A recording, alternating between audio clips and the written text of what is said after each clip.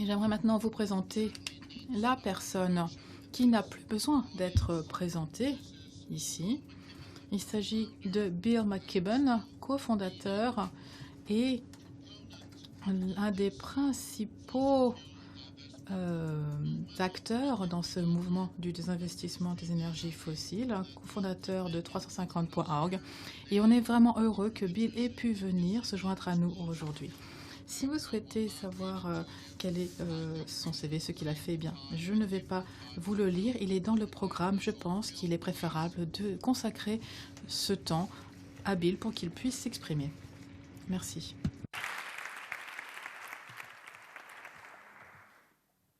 Well, thank you enormously. Alors merci beaucoup. Quel plaisir d'être ici. Parce que je pense qu'on va passer un certain temps à Paris dans les mois à venir. Mais c'est vraiment un bon début. Il y aura un grand nombre de discussions, beaucoup de mots qui vont être prononcés, on va beaucoup parler. Mais aujourd'hui, on est là pour parler d'action. Une action que chacun d'entre nous peut réaliser. Je vais vous expliquer pourquoi on a cette photo des îles Marshall à l'écran. Je vous l'explique dans quelques minutes. Alors qu'on se rencontre aujourd'hui, il y a un ouragan sur les îles du Cap-Vert. C'est l'ouragan le plus violent qu'il n'y ait jamais eu. Aussi à l'est, dans l'océan Atlantique. Alors qu'on se rencontre, il y a les plus grands feux de forêt de l'histoire des États-Unis, dans l'ouest américain, qui produisent de grandes quantités de carbone. Alors qu'on est ensemble dans cette salle, il y a un grand nombre de personnes en Asie qui essayent de se remettre des terribles inondations qu'ils ont connues un peu plus tôt dans l'été. 2015 aura été l'été le plus chaud jamais mesuré. Pour ce qui est du mois de juillet, on n'a pas les chiffres pour le mois d'août parce que août s'est terminé hier seulement.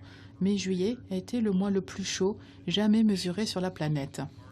Donc on voit que les choses se désagrègent et à une vitesse incroyable.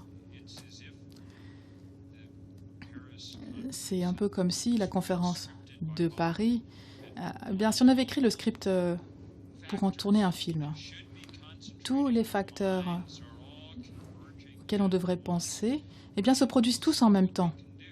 Et on va voir ce qu'on pourra faire lors de cette conférence. Mais il faut aussi voir ce qu'on peut faire avant la conférence et après la conférence, alors que l'on essaye vraiment de mettre en place ce grand mouvement. Il y a tant de choses à faire. Et il faut cesser l'extraction du charbon, il faut cesser un certain nombre de choses. On sait que un certain nombre d'entre vous ont été en prison, ils ont essayé de ralentir tous ces travaux. Il y a eu des bonnes nouvelles cette année. Je crois qu'il y a des collègues en Australie qui ont réussi à mettre un frein, un stop à la plus grande mine de charbon du monde. Pour ce qui est des sables bitumineux au Canada, là aussi, ils ont été totalement ralentis. Il n'est plus question d'expansion. Donc je pense qu'on est en train de remporter certaines de ces batailles. Dans le même temps, nous devons vraiment œuvrer en faveur des énergies renouvelables. Et si vous connaissez la différence entre Copenhague et Paris, eh bien la différence, c'est que maintenant, il y a un mouvement qui est là pour exercer une pression sur le gouvernement. Deuxièmement, le prix des panneaux solaires a diminué de 80% en 6 ans, ce qui fait que maintenant, c'est possible d'envisager des actions rapides. Donc, il y a deux choses à faire. Il faut mettre un terme aux nouveaux projets néfastes et encourager les nouveaux projets positifs, tels que l'énergie solaire. Mais il y a aussi la question du pouvoir politique et il faut, je pense, rapidement enlever toute légitimité aux énergies fossiles, à l'industrie des énergies fossiles. Il faut leur enlever tout ce pouvoir politique. Parce que la véritable question est la suivante. Les scientifiques nous ont avertis il y a 25 ans. Ils nous ont dit qu'on était vraiment au bord du gouffre. Ils nous ont dit ce qui allait se passer. Et c'est exactement ce que l'on observe. La question est de savoir pourquoi on n'a pas agi pendant ces 25 ans. Pourquoi est-ce qu'on n'a rien fait de vraiment significatif pendant ces 25 années? Et je pense que tout cela est dû au fait que cette industrie a un énorme pouvoir. L'industrie la plus riche de la planète. Une industrie qui agit de façon totalement irresponsable. Aujourd'hui, le président Obama est en Alaska et il parle du problème terrible qu'est le changement climatique et du fait qu'on devrait faire quelque chose et qu'on devrait en faire plus encore. Mais personne n'écoute vraiment ce qu'il dit parce qu'il y a 3 mois, il a répondu aux attentes de Shell et leur a donné un permis de forage dans l'Arctique. Donc, pensez à un permis pour aller pour efforer du pétrole bitumineux.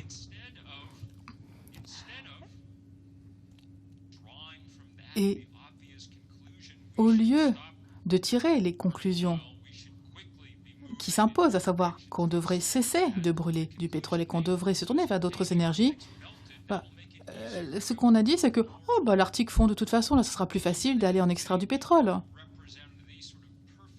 Donc, c'est vraiment un exemple tout à fait parlant de la façon irresponsable dont agit cette industrie. Et une des façons de contrer cela, c'est de mener cette campagne sur les investissements arabiens. Il y a 3 ans, nous voyons le travail qui a été fait par Carbon Tracker, par exemple, et d'autres organisations en Allemagne, entre autres. Et on a vu leurs chiffres et on ne s'attendait pas à connaître un tel succès 3 ans plus tard. Et la plus grosse assurance française, aujourd'hui, est en train de désinvestir des énergies fossiles. Même chose pour le fonds souverain norvégien, qui est un des plus gros fonds souverains du monde. Donc, pour ce qui est des chiffres, vraiment, c'est très impressionnant. Et là, en fait, ce qui peut être encore plus fort, c'est de voir ce que l'on a pu faire pour briser cette industrie, briser son pouvoir, sa puissance. Alors, l'Institut Carbon Tracker a préparé des chiffres et on les a aidés à répandre ces chiffres, à en parler. Et on a, pour l'instant, 5 fois plus de carbone potentiel que ce qu'il faudrait pour ne pas dépasser cette limite de 2 degrés. Et ça, ce sont des données qui maintenant ne sont plus simplement des données connues par un nombre limité de personnes. Ce sont des données utilisées par la Banque mondiale, par la Deutsche Bank, par la Bank of England. Et donc, ce sont des chiffres qui ont été diffusés. Et maintenant, les gens ont pris conscience du fait que nous étions face à une bulle carbone et qu'il y avait des grandes décisions à prendre. Alors, ce ne sont plus des entreprises normales, ces entreprises qui ont ces énormes réserves. Ce sont des entreprises qui doivent être bridées. Si on veut ralentir, si on veut pouvoir opérer les changements politiques qui sont nécessaires. Et c'est pour cette raison qu'il est vraiment important, lorsque l'on voit les sommes énormes d'argent en question, on voit le travail fait par les gens pour s'assurer que leurs institutions, que les choses qui les représentent, les choses qui parlent en leur nom, agissent. C'est pas comme si 350 avait organisé ça du haut. Ce sont des décisions qui ont été prises localement. Les gens ont fait le travail petit à petit, chacun à leur niveau. Et l'Église d'Angleterre, l'Église de Suède, le Conseil mondial des églises également. Vous savez, il y a un an, quelques heures après cette grande marche dans les villes de New York, où on avait des dizaines de milliers de personnes, 400 000 personnes, et juste après cette grande marche, le soir, un des grands moments, vous savez, depuis qu'on a commencé à parler du changement climatique il y a 25 ans, eh bien, c'était lorsque la famille Rockefeller a annoncé qu'ils allaient désinvestir des énergies fossiles. Réfléchissez-y. Vous entendrez Stephen Hiles tout à l'heure, qui a vraiment œuvré énormément. Réfléchissez à ce que cela signifie. La plus grande fortune d'énergie fossile a reconnu qu'il était maintenant temps de passer à autre chose. Et cela a vraiment joué un rôle important. C'était une décision puissante. C'était le début de la fin de l'ère des énergies fossiles. La question maintenant est de savoir si on arrivera à faire en sorte que cette ère se termine rapidement, suffisamment rapidement en tout cas. Parce que on a des nouvelles tous les jours, toutes les semaines, nous annonçant que différents fonds désinvestissent des énergies fossiles. On a cette station de Médecins au Canada qui nous dit qu'on doit traiter des gens malades à cause de la pollution et on ne peut pas investir dans ces énergies qui polluent l'environnement. Et ils viennent de les investir.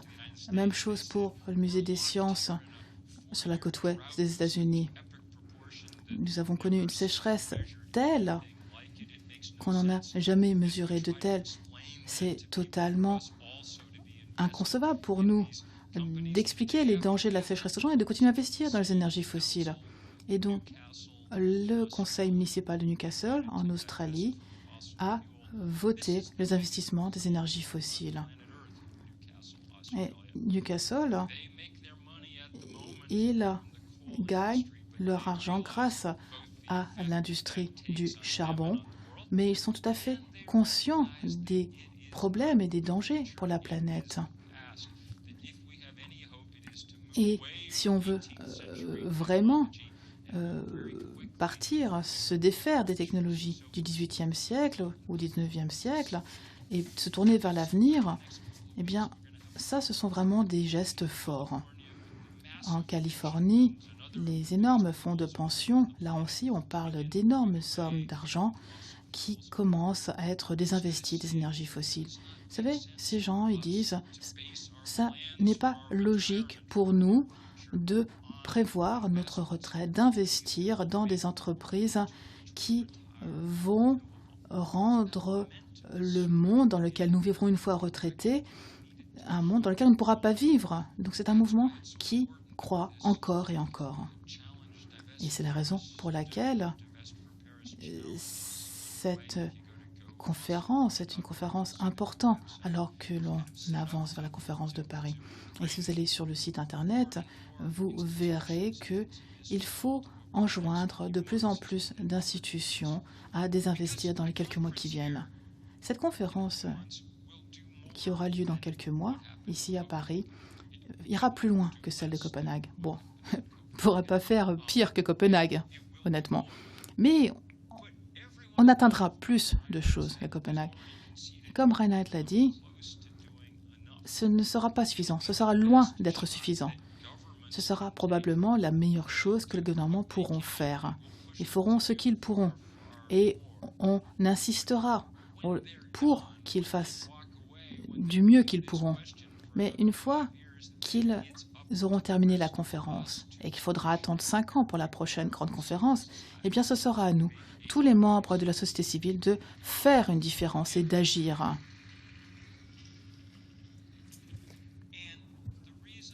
Et la raison pour laquelle on doit vraiment faire la différence et le faire maintenant, c'est que le monde connaît de plus en plus de bouleversements. Je vais vous montrer quelques photos. Voici un exemple qui a été fait il y a 1 ou 2 ans par 350 Power. On demandait aux gens s'ils commençaient déjà à ressentir les effets du changement climatique. Et comme il a dit, c'est vraiment un des arguments qu'on essaie de faire passer, c'est que ce n'est pas un problème qui nous concernera plus tard, c'est un problème qui nous concerne maintenant, aujourd'hui. Je crois qu'on a réussi à coordonner 20 000 manifestations un peu partout dans le monde, dans chaque pays, à l'exception de la Corée du Nord. Et nous étions impressionnés par le nombre d'endroits dans lesquels les gens allaient manifester. Des milliers d'endroits. Par exemple, les îles Marshall, là, avec la barrière de corail qui est menacée. Et c'est probablement un des endroits les plus magnifiques du monde. Mais ce sont des actions qui ont été entreprises partout. On pourrait penser qu'en Afghanistan, les gens ont peut-être autre chose à l'esprit. Mais le réchauffement climatique est quelque chose qui les concerne aussi. La sécheresse, partout dans le monde. Ces sécheresses terribles, ces cycles de sécheresse qui se rapprochent un peu partout dans le monde avec des températures de plus en plus élevées. L'augmentation du niveau de la mer, ça concerne tous les coins du monde. Et alors, ça peut être des problèmes qui sont un peu moins dangereux pour la santé en tant que telle. Par exemple, le problème qu'il y a au manque de neige à Aspen, au Colorado, que les gens ne peuvent pas faire de ski, c'est forcément un problème très grave en soi. Mais qu'est-ce que ça signifie en réalité? Ça signifie qu'il n'y a plus suffisamment de neige pour alimenter en eau les agriculteurs dans l'Ouest américain. Donc partout dans le monde, ce jour et à d'autres occasions, là on était en Sibérie par exemple, se sont manifestés. Les feux de forêt, par exemple, sont un grand problème. Et on a mesuré des températures plus élevées que jamais. Là, ces gens-là, ils doivent quitter leur maison, quitter leur patrie du fait que les températures ne cessent d'augmenter. On a travaillé également beaucoup en Inde. On a des centaines de photos qui ressemblent plus ou moins à celle-là. Celle-ci m'a particulièrement frappée parce qu'il y avait un petit mot avec, disant « Il n'y a pas d'eau derrière le barrage. Il n'y a plus d'eau derrière le barrage. » Donc il y a toutes sortes d'endroits dans lesquels les gens sont confrontés au problème inverse. Il y a des régions au Pakistan qui, en 2010, ont connu les inondations les plus terribles jamais connues dans la région.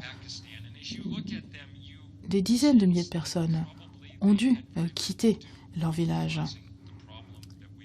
Et on voit tous les problèmes auxquels on est confronté. Et ce sont des problèmes qui nous concernent tous, partout dans le monde. Et souvent, bien souvent, ce sont les gens qui n'y sont pour rien qui sont touchés, le plus touchés. Cette photo m'a également frappée. Vous devriez être capable de la lire. C'est probablement la manifestation la plus petite de cette journée.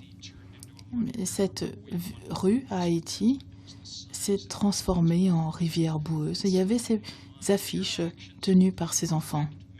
Vos actions ont un impact sur moi. Et c'est tout à fait ça, la vérité. Lors de Sandy, en fait, il y a eu beaucoup plus de gens qui sont décédés à Haïti que lors de l'ouragan Sandy à New York. Et malheureusement, à Haïti, les gens ne peuvent pas vraiment faire grand-chose contre le réchauffement climatique. Ils n'ont pas beaucoup de pouvoir politique et il n'y a pas d'argent. Ils n'ont pas un sou pour agir. Donc c'est à nous qui avons causé ce problème en émettant autant de carbone dans l'atmosphère. C'est nous qui pouvons avoir une influence sur l'utilisation des ressources sur cette planète, qui pourront résoudre ce problème ou pas. Solve it. Le temps est venu de trouver la solution. Nous savons comment procéder, quel est le chemin à suivre, et nous comprenons exactement là où nous en sommes. Il n'y a aucun mystère là-dessus, tout est clair. Si nous brûlons des combustibles fossiles dans nos réserves par ces industries, dans ce cas-là, c'est la fin du monde sur lequel nous vivons. C'est la fin de l'histoire. La seule chose que l'on ne connaît pas, c'est si on peut changer ce scénario. Si, à l'heure actuelle, avec le temps qui nous reste, nous arrivons à nous rassembler avec courage et solidarité pour faire ce qu'il faut faire, pour arrêter le la puissance de ces industries et changer l'histoire. Et le désinvestissement, c'est l'un des aspects de cette équation, l'une des réponses. Ce n'est pas la réponse complète, ce n'est pas non plus une garantie qui nous dirait que tout va bien aller. Il y a quelques instants, je vous ai dit ce qui se passait déjà sur la planète. Nous avons déjà perdu la calotte glaciaire quasiment. Et nous avons déjà bien abîmé des glaciers dans l'Antarctique. Et ils commencent maintenant à fondre dans les mers. Il est possible que nous ayons déjà beaucoup trop attendu. Mais en tout cas, les scientifiques nous montrent qu'il est encore possible d'agir à l'heure actuelle si nous nous battons sur tous les fronts et rapidement. Et ce que nous pouvons faire à notre niveau, c'est passer par ce chemin de désinvestissement. Désinvestissement pour arrêter ces anciennes technologies, pour investir dans des avenirs, des communautés, des solutions nouvelles. Et il faut faire ceci rapidement. Il y a un sens d'urgence ici. C'est-à-dire, il faut vraiment sentir ce besoin et urgemment. Je ne peux pas vous dire que nous allons gagner la bataille. Je ne peux pas vous dire cela.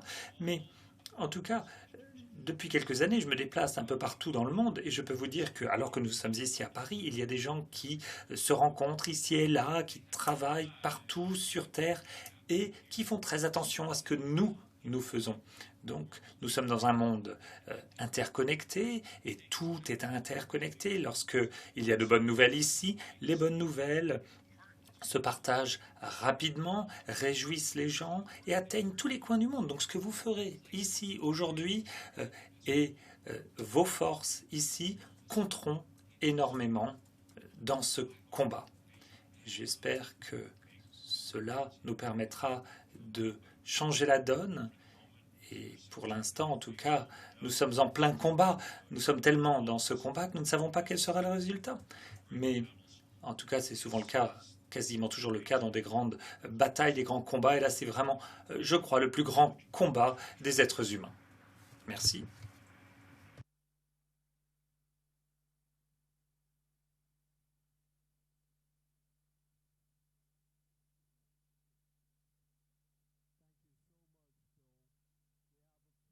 Merci, Bill. Nous avons quelques minutes maintenant pour les questions-réponses. Donc, n'hésitez pas si vous voulez participer, mais s'il vous plaît, levez la main, présentez-vous, attendez un micro, bien sûr, pour que tout soit traduit, soit en anglais, soit en français, et puis posez vos questions. Y a-t-il des questions? Est-ce que quelqu'un souhaite rajouter quelque chose, s'il vous plaît, avec des micros pour la traduction? Merci bien. C'est Jean-Claude Marcus, club parlementaire pour la protection et l'étude des sols et depuis cette année, Université populaire de la biosphère. Je voulais juste vous alerter parce que tout le monde ici est parfaitement convaincu et motivé.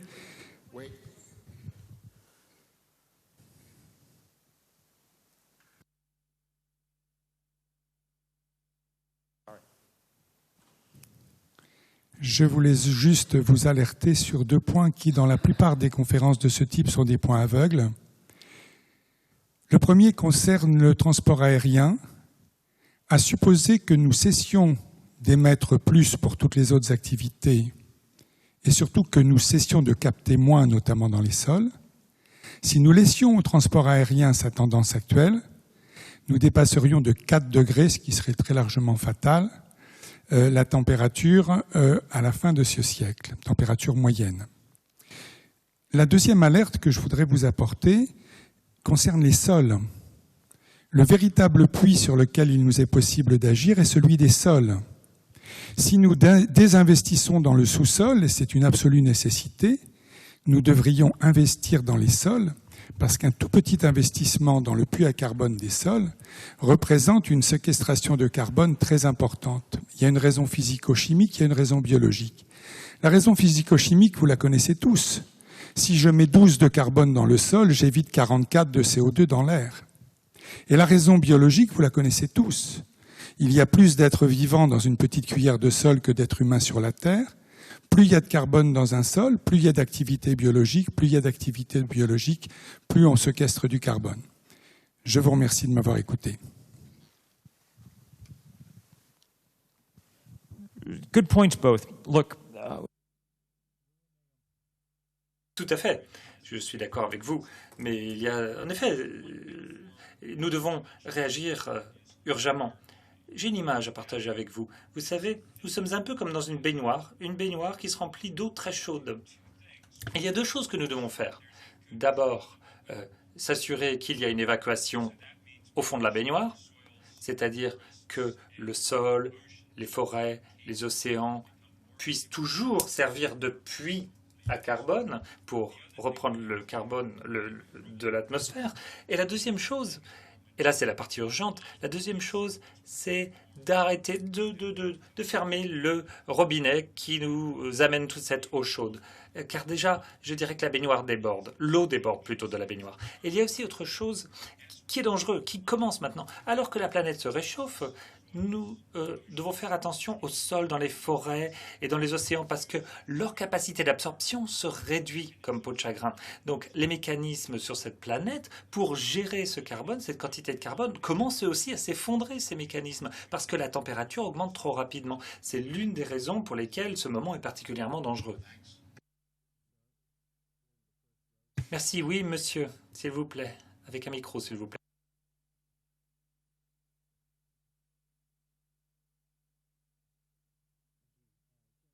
Merci. James Anderson, je travaille au Guardian, le journal The Guardian. Vous avez dit que Barack Obama a, d'une certaine façon, soutenu l'utilisation de pétrole bitumineux. Vous pouvez nous en parler un peu plus, peut-être? Pouvez-vous nous parler également du contraste peut-être qui existe lorsque l'on écoute ce que Hillary Clinton dit? Il semblerait que ses propos soient plus progressistes, non? Bon, vous savez, pour Barack Obama, c'est difficile, pour d'autres aussi, de dire bon, on prend ceci très au sérieux, c'est le plus gros problème sur cette planète, mais cependant, on peut continuer pour tous ces nouveaux champs de pétrole dans l'Arctique. C'est étonnant, en effet, c'est un peu un grand écart. Dans le magazine Nature, en janvier, il y a eu un article très intéressant qui a bien montré que l'Arctique est l'un de ces endroits sur Terre qui devrait vraiment être laissé de côté pour atteindre ces cibles que nous nous fixons. Il ne faut surtout pas y toucher. Et bon, ce qu'il a dit, ce qu'il a fait, c'était mauvais. Ça ne veut pas dire non plus que tout ce qu'il fait est mauvais du tout. Mais cela montre que, en tout cas aujourd'hui, nous ne sommes pas encore prêts. Cela montre aussi le pouvoir de ces industries. Obama a dit allez-y, parce que tout le monde a la trouille de savoir ce qui pourrait se passer si ces industries réagissent d'une façon qui ne nous plairait pas. Et ceci peut avoir des incidences sur les élections présidentielles. Vous savez, c'est ça qu'il faut faire. Il faut arrêter la loi du silence, si je puis dire. Et je vais rajouter quelque chose. Le Guardian, et d'ailleurs vous, James, vous jouez un rôle particulièrement important. Vous organisez des campagnes concernant le désinvestissement. Vous parlez également de ces contradictions qui existent ici et là, partout, que ce soit des grandes fondations ou d'autres acteurs. Votre rôle est essentiel et nous permet de continuer. Vous nous montrez comment, dans un monde de médias assez fragmentés, nous pouvons cependant avoir quelques médias qui joueront un rôle très important pour que les choses changent. Et en ce qui concerne maintenant Hillary Clinton, bon, qui sait? Qui sait? En tout cas, le fait qu'elle soit contre le forage dans l'Arctique, c'est très bon. Ça montre que les choses changent. Et lorsque les gens exigent un certain nombre de choses, cela change. Bon, cependant, elle ne s'exprime pas concernant le Keystone, vous savez, ce grand oléoduc. Et bon, vous voyez, d'une certaine façon, c'est étonnant, mais c'est bon pour nous, les Américains, d'être là en Europe. Parce qu'en Europe, on voit qu'il y a des personnes, des partis des Verts qui nous disent « Oui, regardez, on dirait que maintenant, on prend toute la dimension du problème. Il y a peu de politiques sur cette planète qui ont réussi à aller jusqu'au bout du chemin et de jamais se contredire. Notre objectif est d'essayer d'être peut-être ceux qui vont les piquer ici si ils s'expriment et expriment de telles contradictions. Oui, monsieur, quatrième rang. Merci, je m'appelle Jonathan Essex, je fais partie au Royaume-Uni du Parti des Verts et j'ai une question à poser concernant la COP 21. J'ai l'impression que le gouvernement britannique choisira peut-être d'investir dans un aéroport pour une extension aéroportuaire avec une infrastructure notamment, avec une société de financement et il faut, vous voyez, dans ce cas, que les investissements soient bons, pas simplement en énergie renouvelable. Il nous faut des engagements politiques pour ne pas avoir d'autres types d'investissements qui amèneraient à une plus grande utilisation de combustibles fossiles. D'accord, c'est vrai, mais ce phénomène qu'on appelle le lock-in, c'est un gros problème, c'est vrai. Et c'est lié vraiment à ce moment particulièrement. Si nous arrivons, pendant quelques années, à arrêter certains projets qui seraient néfastes, par exemple des mines, des oléoducs, etc., eh bien dans 5 ans, dans 10 ans, les gens ne les proposeront plus, ces projets. Le monde aura changé, sera passé à autre chose. Et nous comprendrons à ce moment-là la folie de ce forage en Arctique, par exemple. Mais en ce moment, nous sommes en pleine transition et l'industrie de l'aviation, etc., comprennent que là, c'est un jeu qui est nocif. Et il faut qu'ils aient de nouveaux systèmes maintenant et qu'ils envisagent de nouveaux plans. Bon. Il y a encore d'autres personnes qui veulent poser des questions. Malheureusement, nous n'avons pas le temps d'écouter tout le monde. Cependant, il y a quelqu'un qui a levé la main en fond de salle, s'il vous plaît.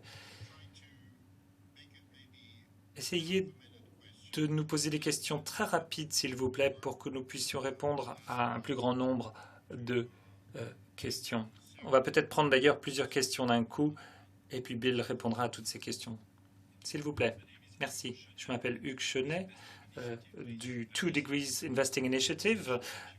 Nous sommes à Paris et depuis quelques semaines à New York aussi. J'ai une question concernant les industries des combustibles fossiles, ces entreprises. Est-ce qu'ils ont entendu parler de cette campagne de désinvestissement? Est-ce qu'ils en ont peur? Est-ce que c'est une menace pour eux si c'est le cas? Qu'est-ce qui compte le plus pour vous?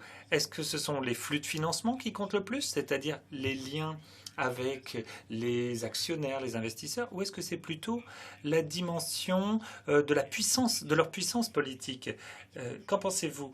Et est-ce que nous pourrions être plus actifs et les menacer encore plus? Parce que pour l'instant, je crois que nous n'avons pas assez fait dans ce sens. Merci. Oui, une personne au deuxième rang, s'il vous plaît. Nathalie Bennett, je suis au Parti vert en Angleterre et au Pays de Galles. John nous a déjà parlé d'un plan du gouvernement qui est affreux. Malheureusement, je crois que sur ma liste, j'en ai beaucoup. Par exemple, le fractionnement des roches, etc., au lieu d'utiliser des énergies renouvelables. Bon, ceci étant dit, est-ce que le moment est venu, vous pensez, pour les ONG, pour les églises, pour les autres groupes qui, pour l'instant, sont très polis, d'agir? Et qu'en est-il des gouvernements étrangers? Étant donné qu'il s'agit d'un problème mondial, le moment est-il venu de réagir plus fortement? Les groupes caritatifs, les ONG, il y a un sens d'urgence, comme vous l'avez dit.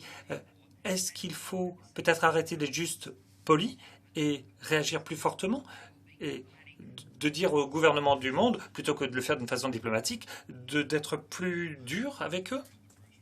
Oui, monsieur, s'il vous plaît. Dernière question. Premier rang, s'il vous plaît. Pouvez-vous faire circuler le micro? Merci. Je suis Johan Vermouth. Je suis chez Moneyman en tant que gestionnaire d'actifs. Ce que vous faites, c'est superbe. Et le SPD, les Verts en Allemagne, maintenant ont changé les tarifs d'électricité par panneaux solaires. Et les forces de marché maintenant commencent à nous suivre. Ces forces de marché nous suivent car les gens voient qu'il y a de l'argent à gagner dans cette histoire en changeant de technologie. D'accord, je vais répondre aux 3 questions. En effet, on pourrait commencer par là. Lorsque nous avons commencé cette campagne de désinvestissement il y a 3 ans, il y a quelque chose à laquelle nous n'avions pas pensé pour nous. Nous ne nous voyions pas comme investisseurs dans de nouvelles technologies. En fait, lorsque l'on écoute les scientifiques, les étudiants et autres, lorsqu'on écoute ces groupes-là, on pourrait être très rentable, c'est vrai, parce que nous, on montre qu'il faut désinvestir ici et réinvestir dans de nouvelles technologies, et on peut prendre de très bonnes décisions. Si vous avez trop d'argent investi dans le charbon, vous ne pouvez pas réinvestir ailleurs. Et c'est la même chose dans le pétrole et le gaz aujourd'hui. C'est en effet l'un des aspects. Et dans ce cas-là, notre discours passe mieux, il est mieux compris des gens. En effet, ce que vous avez dit, c'est très important. C'est à la racine de toute chose. Maintenant, nous arrivons au moment où le prix des panneaux solaires baisse parce que nous avons passé un cap, une transition, et nous savons plus clairement où nous voulons aller. Alors, il y avait une autre question, une question qui est liée à la première d'ailleurs, c'est-à-dire l'industrie des combustibles fossiles. Est-ce que cela leur importe? Oui, en effet, parce qu'ils peuvent peut-être faire faillite. Bon, nous, on ne peut pas les pousser à la faillite, c'est certain, en tout cas pas à court terme. Mais en tout cas, on peut leur faire un peu peur en leur disant qu'ils ne sont pas l'avenir. Ils font tout type de projections avec leurs propres plans. Regardez Exxon, Shell et d'autres et leurs prévisions. Tous les ans, ils nous disent « Ah, les énergies renouvelables, c'est une petite partie de notre avenir. Nous allons continuer à utiliser du pétrole pour toujours et toujours et toujours. » Bon, regardez leurs chiffres à chaque fois. Bon an, mal an, les chiffres nous montrent que, en fait, maintenant, ça commence à leur faire un petit peu mal. Si vous avez encore des doutes, regardez les réactions des industriels vis-à-vis du désinvestissement. Lorsque, à Newcastle, en Australie, ils ont décidé de désinvestir la semaine dernière, le Premier ministre australien est devenu complètement fou. Il a commencé à les attaquer de tous les côtés. Ils comprennent que c'est une attaque à leur légitimité. C'est un coup. Et maintenant, je vais répondre à la dernière question, c'est-à-dire la question de la politesse. Est-ce que nous devons rester polis à l'avenir ou être plus costauds? Je dois dire que moi, je suis plutôt quelqu'un qui dirait qu'il ne faut pas être trop poli. Hein. Bon, aujourd'hui, j'ai été assez direct, je crois, lorsque j'ai décrit les pratiques de ces entreprises. Et je crois que le moment est venu. Le moment est venu. Et ce n'est pas impoli, d'ailleurs. J'ai lu un article l'autre jour qui est sur Internet maintenant. Et je me disais, vous savez, ce qui compte, c'est que le problème, c'est vrai, c'est peut-être ce combat entre les écolos, les groupes industriels. Non, non, c'est pas ça. Le plus gros problème, c'est le combat entre les êtres humains et la physique. La physique, les lois de la physique. Les lois de la physique s'en fichent complètement de la politesse, de tout ce que vous voulez. Les lois de la physique s'en fichent complètement de savoir si, oui, c'est difficile pour les politiques de faire ce qu'il faut faire. Les lois de la physique ne vont pas les laisser souffler un instant en disant « Oh non, non, les lois de la physique s'arrêtent pendant 10 ans, 20 ans, le temps que vous trouviez une solution. » Pas du tout. C'est ça notre boulot. Notre boulot, c'est de dire la vérité directement, d'être direct, franc, parler des lois de la physique dans notre monde, sur cette planète. Nous ne pouvons pas continuer à faire ce que font Exxon, Mobil, Total et tous les autres, ce qu'ils veulent continuer à faire. Du point de vue des lois de la physique, ce n'est pas possible de continuer ainsi. Comme du point de vue physique, ce n'est pas possible, il serait mieux d'essayer de les arrêter pour qu'ils ne continuent pas. Et il faut réagir rapidement. Nous allons le faire de toutes les façons possibles. Et bon, parfois il faut mettre une cravate, c'est vrai, et puis parler poliment aux gens. Et puis il y a d'autres moments où il faut, comment dire, plutôt être prêt à aller en prison pour que justement ceci n'arrive pas. C'est ça notre combat, le combat de tous les temps, si je puis dire, le plus important. Et je suis content de voir une salle remplie de personnes qui sont vraiment militants, engagés. Et j'attends beaucoup de ce travail avec vous tous, chacune, chacun, à l'avenir. Et s'il m'arrive d'être impoli, Vous aurez compris pourquoi je le suis, en tout cas. Merci beaucoup.